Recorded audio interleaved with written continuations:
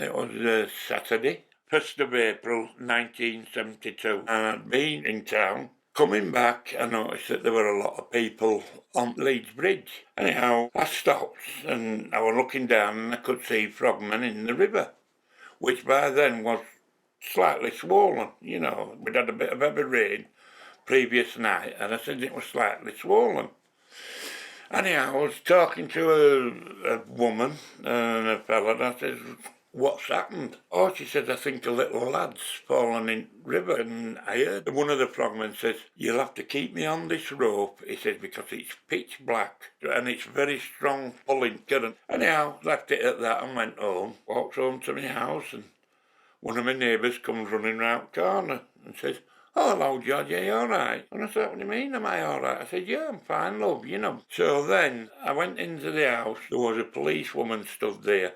So as I'm stepping in the door, I just said, before we go any further, I'd like to know this isn't about the incident down in Leeds. So the police officer lady says, I'm afraid it is. We think it's your son, Mark. My wife was completely in a trance. That's the only way I can put it. The nipped her, the pricked her, nothing, no reaction whatsoever. I mean, I was in a shock as well.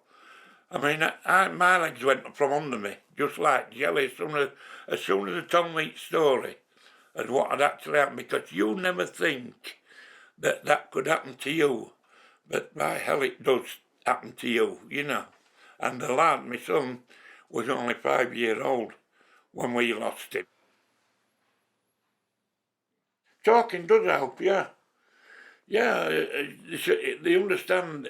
But for my wife, you couldn't talk to my wife, unfortunately. It took a while. I mean, they were giving her shock treatment, they were doing all sorts, you know. She was still in this global trance or whatever it was. I kept out of the house as much as I could when it first happened. I said, because then I met people and they took my mind off a lot of things, although it never goes away.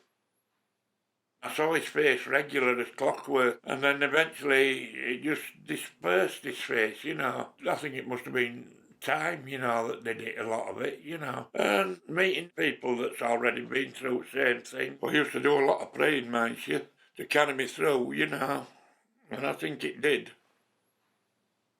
I was out one day and a chap came over to me and he said, your name's George, innit? I said, yes. He said, you lost that little lad, didn't you, 5 year old? I said, yes, I did. I said, the one in the river there? He said, I said, yeah.